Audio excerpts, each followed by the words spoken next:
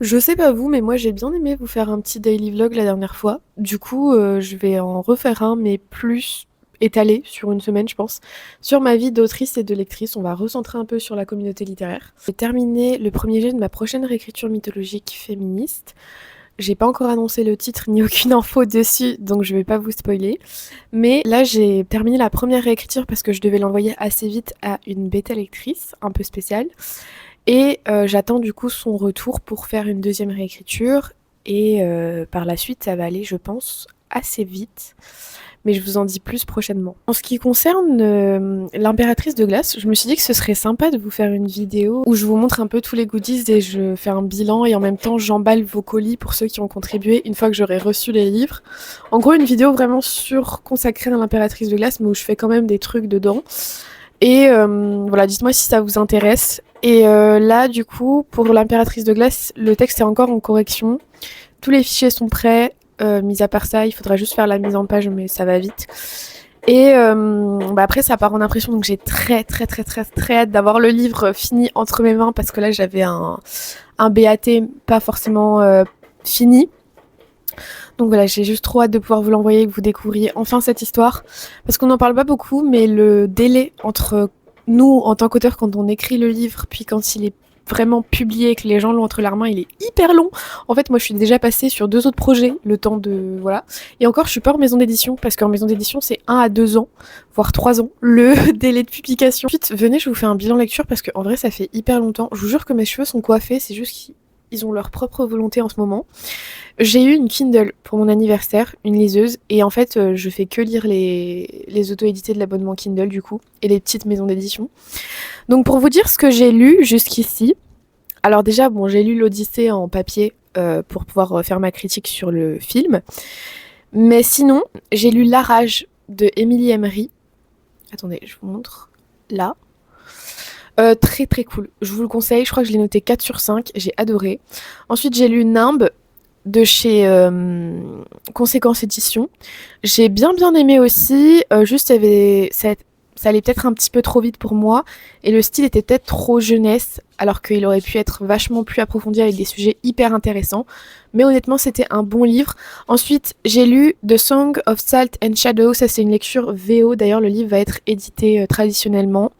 Enfin, c'est en anglais du coup.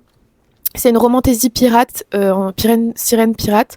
J'avais quelques petits trucs à dire, mais c'était très addictif et c'était plutôt cool. Donc je vous la recommande aussi. Je crois que je l'ai noté 3,5, un truc comme ça.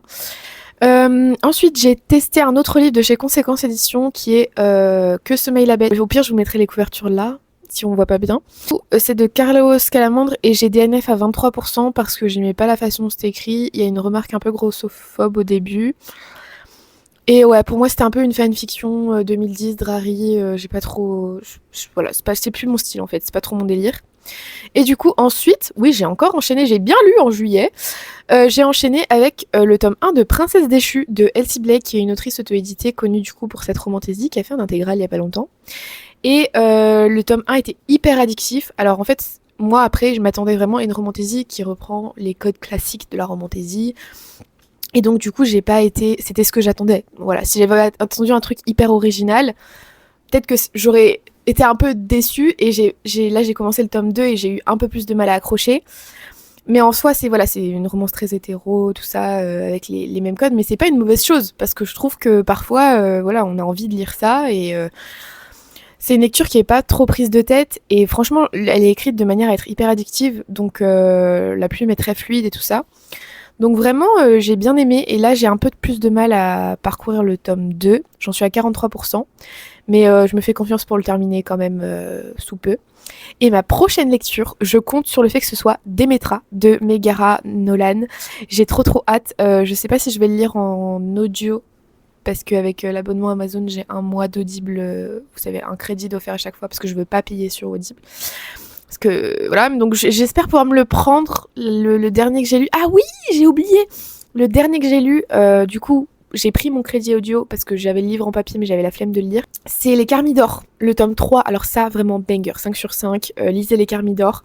C'est trop bien et c'est meilleur de tome en tome. Donc vraiment, il faut laisser le temps aux personnages de développer toute leur sassyness, leur nuance. Faites confiance à Olivia.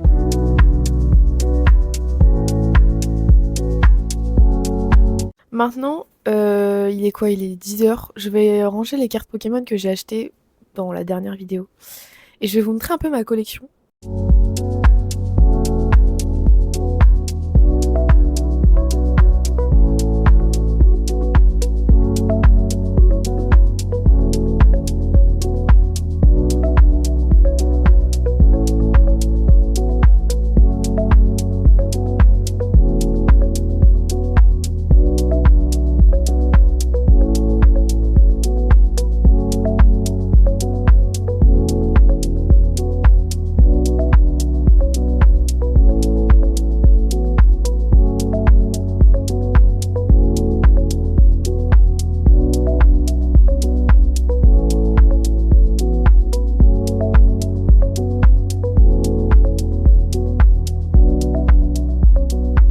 Ensuite, ce que je fais, c'est que je les classe dans ma collection numérique sur mon appli. Je sais plus laquelle j'utilise, Pokédex carte, je sais plus. Et elle est vachement pratique parce que je peux mettre les cartes en japonais ou en français et ça vous fait une estimation de votre collection en euros. Et c'est hyper pratique parce que forcément, au bout d'un moment, t'as tellement de cartes que tu te rappelles plus exactement lesquelles t'as ou pas, surtout que c'est toujours les mêmes Pokémon. Du coup, je vous ai pas montré, mais j'ai été nourrir la petite tortue que vous avez vue dans la dernière vidéo, en pet sitting toujours, et arroser un petit peu comme il fait très très très chaud ici. J'étais en train de me dire que dans les vlogs d'écriture et tout ça, enfin le vlog d'activité d'auteur-autrice, on vous montre jamais le temps, les heures, que dis-je, qu'on passe à scroll sur les réseaux pour essayer de trouver des idées de contenu intéressants qui vont fonctionner, qui vont apporter de l'engagement, alors que littéralement notre activité de base, c'est d'écrire et de publier des livres. Et on est obligé, en fait, surtout en auto-édition évidemment, mais aussi en maison d'édition, de faire sa promotion sur les réseaux, de mettre en place des stratégies marketing et tout ça, alors que faut se former, c'est pas facile, ça vient avec les années. Et honnêtement, moi j'arrive un peu à un stade où je suis saoulée des réseaux sociaux. Ils m'ont beaucoup aidé dans ma vie, mais là j'en ai un peu marre parce que je sens que j'en ai besoin pour mon activité, me développer, arriver à vraiment faire mon métier en termes de finances, je veux dire. Mais le souci, c'est que j'ai pas envie de poster encore des contenus ultra lisses qui sont déjà vus partout, qui, moi, ne m'intéressent même pas. C'est même pas le genre de contenu que je regarde. No shade et tout, mais genre, ça me saoule. Moi, je préfère les contenus où on parle vraiment de... On débat, on aborde des sujets tabous, intéressants. Je sais pas, moi, c'est ce que je regarde, en fait. Et le truc, c'est que ça peut fonctionner si je le fais bien et m'amener de l'engagement et des vues, de la visibilité, mais c'est pas que de la bonne visibilité, parce que je reçois beaucoup sur mes derniers réels, vidéos et tout ça, des gens agressifs en fait, des hommes condescendants, des gens qui sont irrespectueux sans même s'en rendre compte, et du coup, je passe pas un bon moment sur les réseaux sociaux en ce moment. Et j'ai du mal à trouver des gens avec qui discuter, des trucs intéressants. J'ai mes copines, bien évidemment. Mais on a chacune notre vie, de notre côté, nos contenus à faire, en fait. Et voilà. Et du coup, je pense que je vais vachement passer à une nouvelle étape où je vais... En fait, toutes les discussions vraiment sincères, intéressantes, je vais les garder pour mes copines, mon petit cercle. Et le reste, ce sera que du pro, que du boulot. Et je regarderai plus les commentaires, je regarderai plus comment c'est reçu. Sinon, sur d'un ton plus joyeux, je sais pas comment vous bossez, si vous êtes un autoriste jardinière, jardinier, architecte et tout ça. Moi, je suis hors sol, hors ces catégories. J'aime énormément laisser maturer le projet dans ma tête et noter que quelques idées par-ci par-là, jusqu'à ce que je sache vraiment ce que je veux, jusqu'à peu près la moitié du manuscrit, c'est-à-dire genre 40 000 mots, 45 000 mots minimum. Et là, je commence vraiment à écrire, et souvent j'ai des poussées d'écriture comme ça, où j'écris plusieurs dizaines de milliers de mots dans la semaine, et puis je m'arrête, je laisse maturer, je cogite, je reprends, et voilà. En fait, je fais vraiment par période, et là, du coup, comme j'ai fini ma réécriture, qui sont pas très longues, hein, c'est genre 30 000 mots, bah en fait, j'enchaîne un peu sur 2 projets. Je dois finir mon tome 3, je sais, je le dis depuis des mois et des mois, mais je veux pas donner un projet qui soit... Je suis pas loin de le finir, mais je veux pas donner un projet qui soit pas abouti. Je sens qu'il manque un truc, et je veux vraiment repasser dessus pour vous donner le truc le plus abouti possible. Et de toute façon, même s'il doit sortir dans 10 ans, bah ça sortira dans 10 ans, et c'est des tomes qui se lisent indépendamment, et je fais des résumés au début de chaque tome, donc c'est ok. Et l'autre projet, c'est une romantaisie. Je vous donne pas le thème encore parce que le projet n'est pas suffisamment abouti.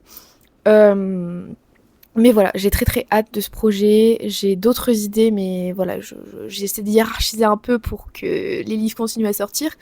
Mais voilà, il y a plein de petits secrets aussi que je garde et des annonces qui vont venir dans pas très longtemps. Donc j'ai très très hâte de vous parler de tout ça. Il y a le cover reveal du brochet de l'impératrice aussi que je dois vous révéler bientôt. Mais ça c'est pareil, en termes de marketing, de promo et tout, c'est toujours compliqué de trouver le bon timing pour que les gens soient suffisamment hypés, mais n'attendent pas trop longtemps. On est le 27 juillet, fin d'après-midi, et ce matin j'ai taffé sur le world building de mon prochain roman, donc la romantaisie. Puisque moi, une fantasy, romantasy sans world building, ça me paraît impossible. Donc j'ai regardé plein de vidéos, j'ai essayé de trouver des podcasts, des livres à lire sur le sujet qui m'intéresse, pour essayer de construire tout ça, d'assembler les pièces du puzzle dans mon cerveau. Et puis ensuite, cet après-midi, ce midi, je suis allée voir Toy Story 5 au cinéma. J'avais oublié à quel point les places de cinéma étaient chères et le popcorn. J'ai l'impression de m'être fait voler. Mais j'ai trouvé ça super. Donc ça, c'est le point positif. J'ai trop trop aimé. J'ai bien préféré au 4 qui m'avait vraiment laissé sur ma faim. Je l'avais vu en streaming et j'avais pas. Je trouvais que ça tirait un peu beaucoup sur le fil au bout du 4. C'est toujours la même histoire, voilà.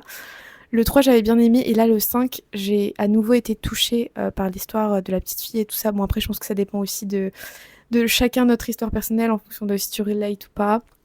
Mais voilà, j'ai beaucoup aimé. J'ai vu une vidéo d'une TikTokeuse sur laquelle que je suis parfois pour ses takes politiques et tout ça, qui disait qu'en fait elle s'était pris une sauce parce que elle a tendance à répondre un peu sèchement et à être assez directe dans ses takes. Et quand elle répond aux rageux, bah, elle leur répond de manière très directe, quoi. Elle passe pas par quatre chemins. Et elle disait qu'en fait, aussi, ce qu'on lui reprochait, c'est d'avoir dit que tous les avis ne se valaient pas et elle connaissait son sujet. Ce qui est le cas.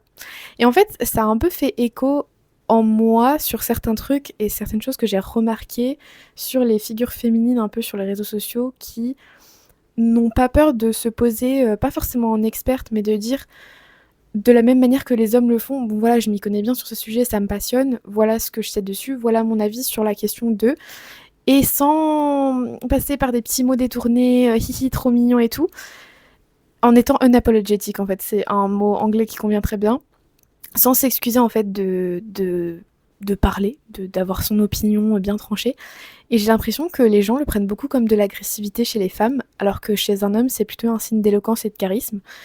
Et surtout, j'ai l'impression que en tant que femme, quand on répond à des hommes qui nous parlent de manière condescendante dans les commentaires, qui sont à base de je m'en fous, t'en sais rien, qui te prennent de haut, etc., quand on leur répond sur le même ton, tout de suite on est taxé d'agressive, de hateuse, d'hystérique, alors que littéralement, un homme, on dirait ah ouais, tu l'as bien clashé et tout, et nous, tout de suite, c'est ok, mais il faut pas dire ça en public, oh là là, t'es ultra agressive. On est le 28 juillet.